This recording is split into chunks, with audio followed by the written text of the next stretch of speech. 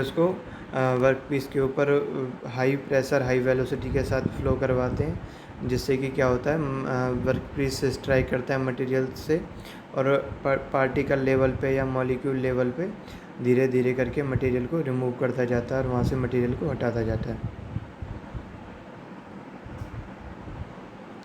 तो water jet machining और abrasive water jet machining जो होते हैं वो अलग अलग अप्रोचेज़ में यूज़ होते हैं, अलग अलग जगह अलग अलग मेथडोलॉजी यूज़ करके किए जाते हैं। एक वाटर जेट मशीनिंग होता है जिसमें प्योर वाटर यूज़ किया जाता है और प्योर वाटर जेट मशीनिंग होता है। एक वाटर जेट मशीनिंग स्टेबलाइज़र के साथ यूज़ किया जाता है जो कि स्टेबलाइज़ करता है वाटर को उसके साथ। एक होता है एब्रेसिव वाटर जेट मशीनिंग। अब एब्रेसिव वाटर जेट मशीनिंग में क्या होता है, एब्रेसिव होता है, वाटर होता है और एयर भी होती है। और दूसरा होता है एक एब्रेसिव वाटर जेट मशीनिंग में जिसमें सिर्फ वाटर और एब्रेसिव पार्टिकल्स होते हैं। तो सभी तरह की मशीनिंग यूज़ की जाती है। हम अलग अलग और on the base of pumping की बात अगर हम करें तो कई तरह की मशीनिंग फ्लो होता है, जैसे डायरेक्ट पंपिंग, इनडायरेक्ट पंपिंग और बाईपास पंपिंग। तो उसके बेसिस पे भी हम एब्रेसिव वाटर जेट मशीनिंग को डिस्ट्रीब्यूट करते हैं। इन सभी वेराइटीज़ में प्रोसेस के बेसिक मेथडोलॉजी जो होती है वो सेम रहती है। वाटर को पंप किया जाता है हाई प्रेशर पे, पहले 200 से 400 मेगापास्कल तक इंटेंसीफायर का यूज़ करके। इंटेंसीफायर हाईली प्रेशराइज करने के लिए यूज़ किया जाता है वाटर जेट को। जो सिंपल प्रिंसिपल होता है इंटेंसीफायर का वर्क करने का, डिफरेंट क्रॉस सेक्शनल एरियाज़ पे अगर हम सेम वाटर फ्लूइड को फ्लो करवाते हैं तो हम लो प्रेशर लगा के हाई प्रेशर जनरेट कर सकते हैं, जैसे कि हम हाइड्रोलिक रैम में करते हैं। हाइड्रोलिक रैम इसका एक एग्ज़ाम्पल होता है जिससे हम समझ सकते हैं कि किस तरह से ये हमारा वर्क करता है। और जब इतने हाई लेवल पे वाटर को जब हम ऑरिफिस से पास करवाते हैं, वो ऑरिफिस जिसका डायमीटर लगभग 0.2 से 0.4 mm होता है, जो पोटेंशियल एनर्जी होती है वाटर की वो काइनेटिक एनर्जी में कन्वर्ट हो जाती है और एक high velocity jet around 1000 metre पर सेकंड की स्पीड से जो जा रहा होता है वो जनरेट हो जाता है। तो जो हाई वेलोसिटी वाटर जेट है वो मशीन कर सकते हैं, उससे हम थिन सीड्स को, फॉइल्स को, एल्युमिनियम को, लेदर को, टेक्सटाइल को, फ्रोज़न फूड एक्सट्रैक्ट इन सब को हम मशीन कर सकते हैं। फ्रोज़न फूड को अगर हमें कट करना है जिसको हम इजीली कट नहीं कर पा रहे हैं तो उसको भी कट करने के लिए हम वाटर जेट मशीनिंग यूज़ कर सकते हैं। थिन हम बोलते हैं इन द सेंस, लेकिन अप टू 10 mm और हायर और थिकर प्लेट जो होती हैं उनको भी अगर हम सफिशिएंट प्रेशर जनरेट करते हैं तो वाटर जेट मशीनिंग के थ्रू हम मशीन कर सकते हैं।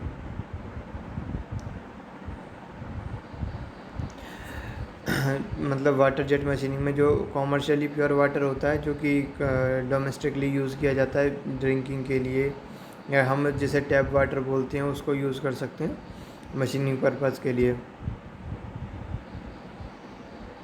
लेकिन जब हाई वेलोसिटी वाटर डिस्चार्ज होता है ऑरिफिस से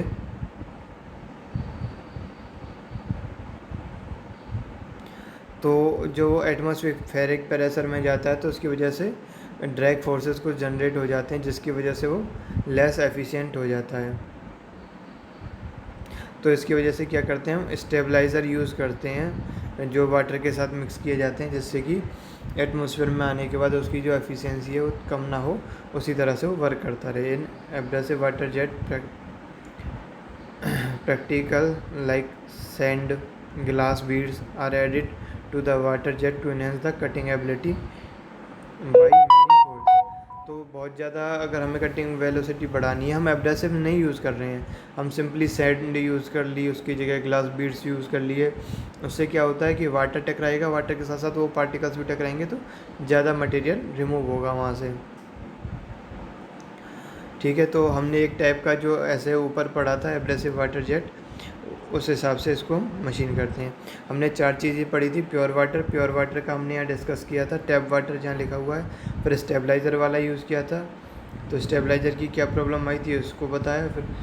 फिर उसके बाद हम एब्रेसिव जेट जिसके साथ हम ARB मिक्स कर रहे हैं, और उसके बाद लास्ट होती है, देखो ये मशीनिंग दे रखी है कुछ, ये लेफ़्ट हैंड साइड पे जो डायग्राम दे रखा है जो कि पार्शियली मर्ज दिख रहा है वाटर के अंदर टैप, वो मशीनिंग करता जाता है continuously.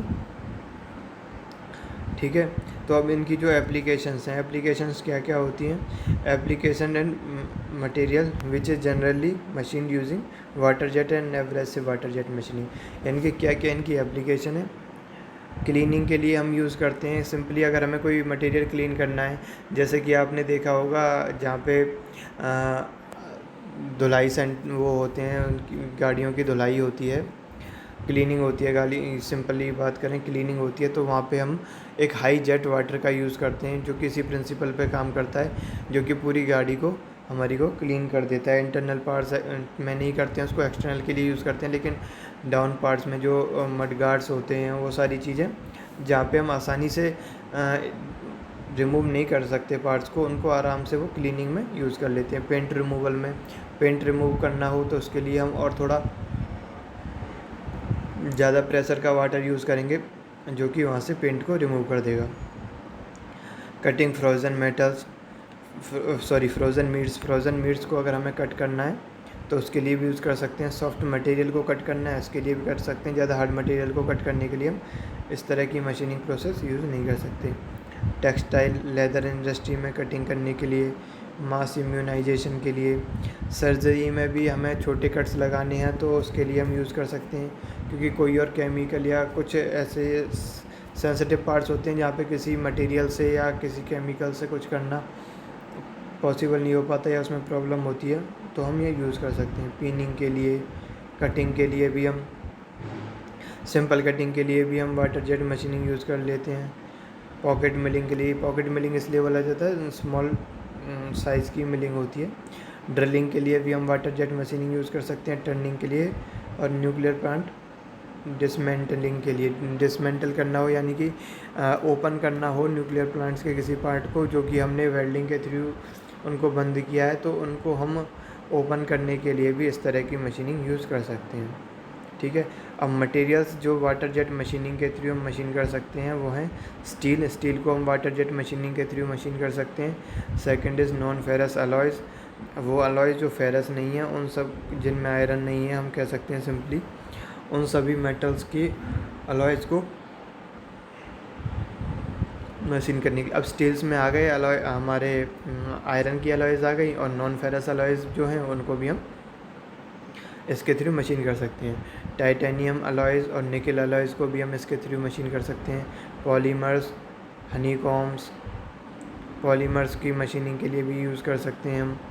Next metal matrix composite, matrix में जो layer by layer composite materials होते हैं, एक लेयर आयरन की है, एक लेयर फैब्रिक की है, फिर उसके बाद और कोई लेयर आ गई, तो उस तरह के जो मटेरियल्स होते हैं उनको मशीन करने के लिए भी हम क्या कर सकते हैं, इस प्रोसेस को यूज़ कर सकते हैं।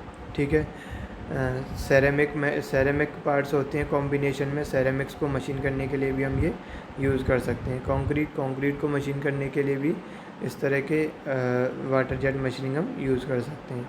स्टोन ग्रेनाइट, स्टोन काटने के लिए, स्टोन काटते हुए तो आप लोगों ने शायद देखे भी होंगे, वाटर जेट मशीनिंग का बहुत ज़्यादा यूज़ होता है। वुड काटने के लिए भी वाटर जेट मशीनिंग को हम यूज़ कर सकते हैं। रेनफोर्स्ड प्लास्टिक को भी, मेटल पॉलीमर लैमिनास, जो मेटल और पॉलीमर का कॉम्बिनेशन होता है, एक मेटल लेयर एक पॉलीमर लेयर, उस तरह के जो लैमिनेटेड प्रोसेस होता है उसको भी मशीन कर सकते हैं। ग्लास फाइबर्स को भी मशीन कर सकते हैं। ओके, बाकी हम इसके बारे में वाटर जेट मशीनिंग के बारे में नेक्स्ट लेक्चर में पढ़ेंगे। तब तक के लिए इतना ही। तो चलो हम एक बार थोड़ा रिव्यू देख लेते हैं। The cutting ability of water jet machining can be improved by drastically by adding hard and sharp abrasive particle. जितने हार्ड और जितने शार्प एब्रेसिव पार्टिकल्स हम इसमें ऐड करेंगे उतने ही ज़्यादा हम इसके अंदर मशीनिंग कर सकते हैं। तो इस तरह से हम डिफरेंट पार्ट्स को यूज़ करके वाटर जेट मशीनिंग कर सकते हैं। अब इसके अलावा अगर हम आगे बात करें तो वाटर जेट मशीनिंग और कहाँ कहाँ हम यूज़ कर सकते हैं, तो इसके बाद हम बात करते हैं एब्रेसिव वाटर जेट मशीनिंग के जो प्रोसेस पैरामीटर्स होते हैं उनकी बात करते हैं। एक बार हम इसका पूरा फ्लो आउट देख लेते हैं कि किस तरह से मशीनिंग डायग्राम के थ्रू, जो ये डायग्राम दे रखा है इसके थ्रू, कि सबसे पहले क्या होता है, हमारा पानी आता है पंप के थ्रू, हम इसको प्रेशराइज करके इंटेंसीफायर में भेजते हैं। इंटेंसीफायर हाई प्रेशराइज करके इसको क्या क्या भेजता है, देखो सबसे पहले लो प्रेशर बूस्टर होता है, ठीक है। उसके बाद सेकंड पार्ट में जाता है ये हाई प्रेशर बूस्टर में, ठीक है। उस हाइड्रोलिक ड्राइव होता है जो कि पंप करेगा, ठीक है। फिर एडिटिव मिक्स किए जाएंगे इसके अंदर, जो भी हमें एडिटिव करने थे। फिर डायरेक्ट कंट्रोल होगा, फिर क्या होगा, फिर इंटेंसीफायर आ जाएगा 5th नंबर पे। यहाँ पे रेड कलर में आपको दिखाई दे रहा है इंटेंसीफायर। इंटेंसीफायर के थ्रू क्या हो जाएगा, हम इसको पंप कर देंगे आगे, और pump intensifier high pressure generate करेगा, और हाई प्रेशर के बाद जब ये उधर जाएगा मटेरियल, तो उसमें क्या हो जाएगा, हाई प्रेशर